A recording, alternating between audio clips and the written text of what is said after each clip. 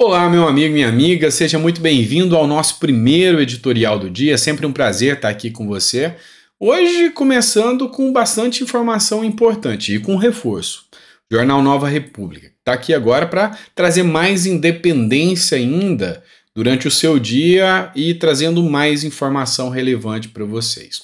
Hoje a gente vai conversar sobre a Rede Globo, que tomou do próprio veneno. Ela que gosta tanto de acusar os outros, agora é ela que está no banco dos réus. E está sendo acusada, adivinha por quê? Transfobia, e pode levar R$ 1 milhão de prejuízo. A gente vai falar um pouquinho sobre isso aqui com você. Também vamos falar daquele caso do Alexandre de Moraes sobre a discussão que aconteceu em Roma, possível agressão, né? A suposta agressão, porque ainda não chegaram as provas ainda, provavelmente chegue até sexta-feira, e tem fatos novos. Teve uma busca e apreensão na casa das pessoas que são investigadas, e isso é uma medida grave, é uma medida que exaspera ali a regra do cotidiano, ou seja, com uma situação normal a gente nunca veria isso, e a gente vai discutir um pouquinho sobre isso aqui. Vamos tentar discutir também sobre o impeachment do Barroso, que está correndo no Congresso Nacional, e a gente vai falar um pouquinho sobre isso aqui. Então seja muito bem-vindo, é sempre um prazer estar aqui com você. Se você puder dar um like, curtir, compartilhar, não esquece não, é muito importante, quando você dá o like, o YouTube entende relevância, e cada clicada de like ele manda para 2 ou 3 pessoas que ainda não foram notificadas, ou seja, se o vídeo tá bom, recebeu o like, ele vai para as pessoas que são inscritas aqui no canal. Você já viu que tem alguns vídeos que você não é notificado? É por falta de like. Então, se você puder fazer isso aí para ajudar a gente, ajuda muito, tá? E nossa meta cresceu, 1,5 milhão de seguidores. Se você não é inscrito ainda, dá uma força pra gente. Bora começar? Vamos lá? Vem comigo. A Rede Globo é processada por transfobia. Enfim, eis que a situação ficou um pouco complicada para a Globo. A Defensoria Pública do Estado de São Paulo está movendo um processo contra a Rede Globo, acusando-a de transfobia, devido a uma matéria veiculada no programa Fantástico em 3 de fevereiro de 2019. Na reportagem, a apresentadora referiu-se a uma pessoa que se declarava do sexo masculino como uma mulher que se passava por homem. Essa declaração gerou controvérsia e recebeu críticas do Instituto Brasileiro de Transmasculinidade, que é o IBRAT. De acordo com o IBRAT, o termo correto a ser utilizado seria homem transexual. Em consequência, a organização está solicitando uma indenização de R$ 1 milhão. O caso veio a público por meio do site Na Telinha na última segunda-feira, anteontem. Vamos lá. Para quem quiser acompanhar a reportagem, tá aqui, tá no site www.nova república, você vai acompanhar aqui a reportagem. Você já viu aquele ditado, quem com ferro fere, com ferro será ferido? Pois é, eu acho que a Globo agora está sentindo um pouquinho disso. Porque a Globo ela tem uma tendência de acusar muito, principalmente quem é de direita, qualquer fala é distorcida do lugar e dá consequências danosas e gravosas. E aqui a gente precisa abrir uma aspas aqui, um adendo aqui para essa questão que é tão importante, o respeito às pessoas da comunidade LGBTQIA+, ou seja, respeito às pessoas que merecem respeito. Vamos dizer sério aqui também. Tem gente aqui que extrapola os limites e fazem coisas que, me desculpem, não são passíveis de ser respeitada, como, por exemplo, ficar nu na frente de crianças, dentre outras coisas desse lado, eu não gosto. É minha opinião pessoal. Mas é um público que merece respeito e precisa de proteção. Afinal, são muito discriminados mesmo. Eu tenho amigos, tenho parentes que eu bem sei o que eles sofrem. Então, a grande questão hoje é que a gente vê e a gente percebe que houve uma banalização muito grande em relação ao que se expôs, ao que se discute hoje, ao que se fala. Ou seja, essa adequação de interpretação do que se é dito ou não, se é crime ou não. Porque no caso aqui em específico, nessa reportagem da Globo em específico, eu achei interessante, porque trata-se de um caso de uma pessoa, um homem trans, né, no caso, que ela nunca se revelou. Ela conheceu, se apresentou como um homem, assumiu a família, inclusive criou os filhos, mas nunca, em momento algum, disse que tinha nascido do sexo feminino. Ninguém sabia. Talvez a companheira, mas a reportagem aqui diz que nem a companheira sabia, porque o argumento é que ele tinha algum problema e que não queria manter relações sexuais com a esposa, com a companheira. E ele, durante a vida toda, se apresentou como um homem. E quando morreu, deu um infarto, chegando no IML, é que se constatou, no hospital, é que se constatou que se tratava alguém do sexo biológico feminino.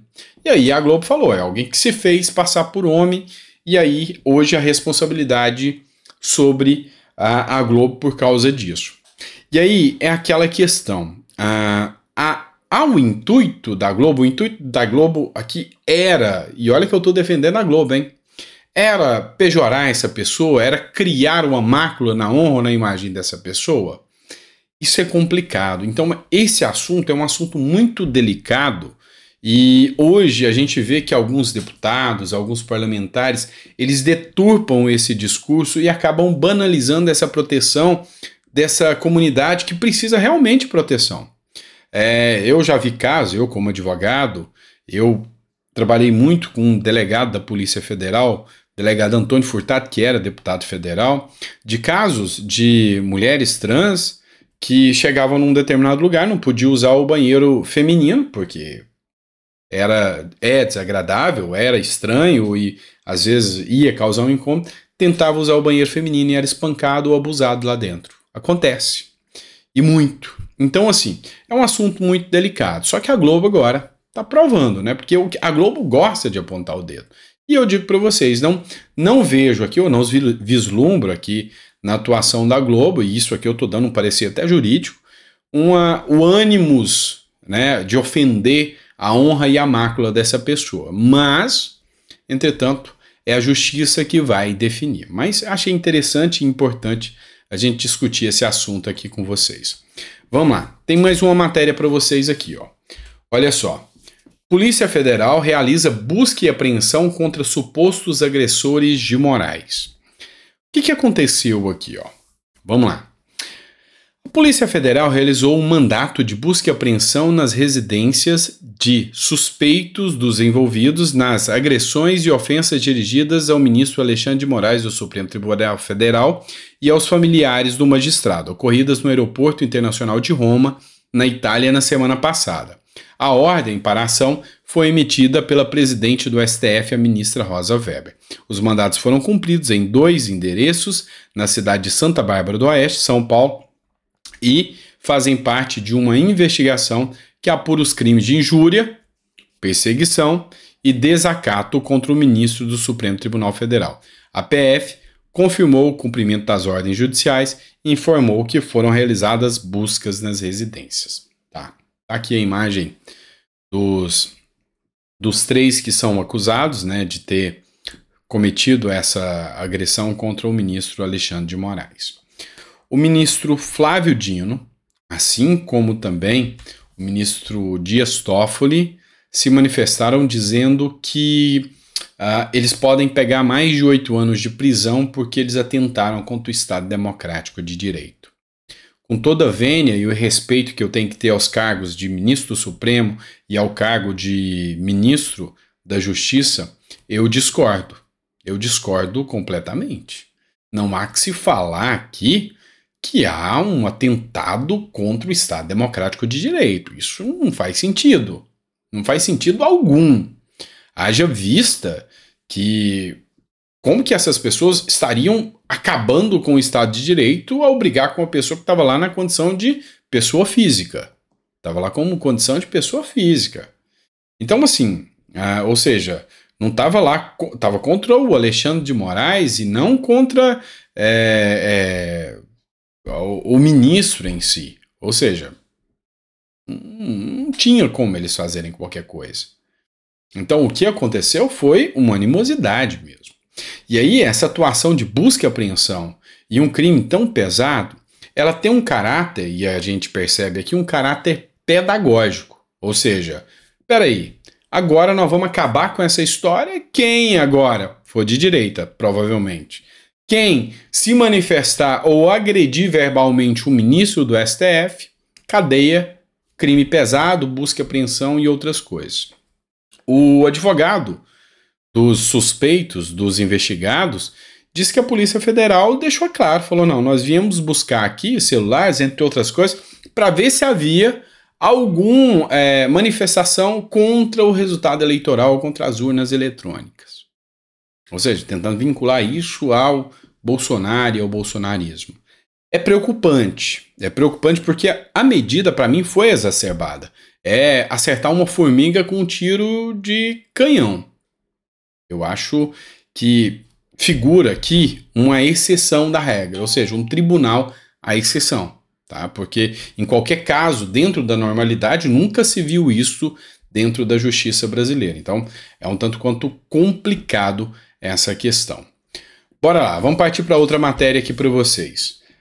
Também da Nova República. 92 assinaturas para impeachment do ministro Barroso. E a gente sabe que há um pedido de impeachment apresentado ou que será apresentado pela oposição agora na quarta-feira, devido às falas do ministro Barroso, ministro do Supremo Tribunal Federal, que disse que nós enfrentamos o bolsonarismo. E isso aí pegou muito mal essa fala, até porque é vedado a ministros do Supremo exercerem atividades político-partidárias. Então, isso aí, o argumento é que houve a violação do artigo 39 da lei de impeachment e que esse impeachment deveria ter andamento e a função do Senado. O que foi interessante aqui? O Carlos Jordi, que é líder da oposição, o deputado federal Carlos Jordi, que é do PL do Rio de Janeiro, líder da oposição na Câmara, ressaltou que o presidente do Senado, Rodrigo Pacheco, estará cometendo um crime de prevaricação se permitir que essa violação da Constituição seja compactuada. A iniciativa de protocolar o pedido de impeachment mostra a insatisfação de uma parcela dos parlamentares com a atuação de Barroso, colocando em xeque sua idoneidade e sua isenção na conduta dos assuntos jurídicos. Ou seja, uma das falas do próprio Barroso é que o STF não é mais um órgão técnico e passou a ser um tribunal político. E isso é muito temerário, principalmente quando a gente está diante de uma democracia. E teve críticas, o próprio Estadão fez um editorial dizendo que criou um mal-estar dentro do próprio STF com os demais ministros. Enfim, há uma pressão muito grande. O Carlos Portinho, que é senador da República, fez a postagem aqui dos 12 senadores que postaram aqui a assinatura, né, do pedido de impeachment e colocou assim, ó, assinado. Será protocolado nessa próxima quarta-feira o pedido de impeachment do ministro do STF, Barroso, por atividade política partidária. Já somos 12 mais 1 senadores e 77 deputados federais. O processo ocorrerá no Senado Federal e, por isso, esta casa terá papel fundamental. Eu e os demais colegas congressistas estaremos empenhados durante o andamento desse processo. E nós que fomos eleitos, vamos exercer a atividade político-partidária que nos foi concedida pelo voto. Assim que é a democracia. Precisamos restabelecer a harmonia entre os três poderes. O fato é que não é o primeiro pedido de impeachment que está parado, né? E esse aqui vai ser mais um que pode simplesmente ficar parado também. Há uma pressão? Há. Em cima do Pacheco? Sim. Suficiente para travar os trabalhos ou para fazer com que Pacheco realmente paute esse pedido? Não. Infelizmente, a gente sabe que as medidas que são tomadas são de cunho político e são em virtude dos interesses que classe A ou B, classe uma ou outra tomam ali, tá certo? Vamos lá, pessoal. Eu separei uma outra matéria para vocês aqui e essa matéria precisa uma discussão com certa atenção. Você que está me acompanhando aqui, eu vou te perguntar: o seu grau de confiança com o Lula cresceu ou continua igual? Ou seja, não mudou nada ou diminuiu? Qual é o seu veredito depois de 6 meses de mandato? Por quê?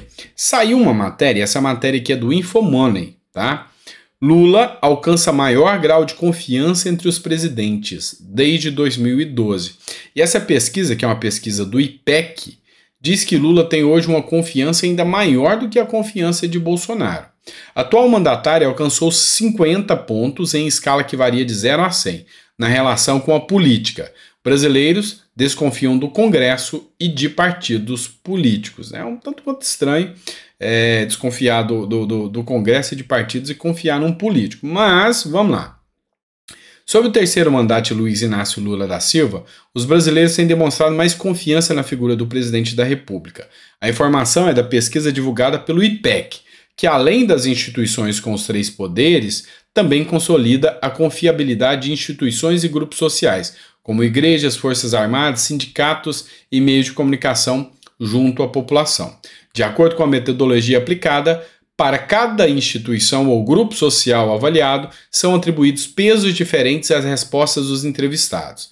Em uma escala que varia de 0, nenhuma confiança, a 100, muita confiança, a partir das avaliações, os pesquisadores chegaram então a uma média em que, quanto maior o valor, maior a confiança da população. Pelo modelo adotado pelo IPEC, o marco dos 33 pontos considera quase nenhuma confiança dos entrevistados na instituição ou grupo avaliado, enquanto a faixa de 66 pontos, alguma confiança. Seguindo tais parâmetros, o índice de confiança no presidente da República ficou em 50 pontos na nova edição da pesquisa. No comparativo com os anos anteriores, trata-se da maior marca registrada desde 2012. Na ocasião do índice de registrado foi de 63 pontos da Dilma Rousseff, ou seja, só perde para Dilma Rousseff. Aí é a questão: muitas pessoas não vão acreditar nessa pesquisa, principalmente pessoas que não responderam, principalmente pessoas que têm essa desconfiança em relação ao governo Lula. É por isso que eu queria que você colocasse aqui no seu comentário aqui: há um crescimento da sua esperança ou não em relação ao governo Lula? Eu acredito que talvez não seja bem como essa pesquisa apresenta, porque com as pessoas que eu converso, com as pessoas que eu vejo, não há essa expectativa de melhora tão grande assim não. Mas, enfim, vamos acompanhando, né? Vamos ver o que vai dar tudo isso, tá certo? Pessoal, obrigado por ter ficado em mais um editorial. Prazer demais estar aqui com vocês. Não deixem de conhecer o Nova República, www.novarepublica.com.br. Acompanhem lá que eu sei que vocês vão gostar do conteúdo. Grande abraço e até o próximo editorial.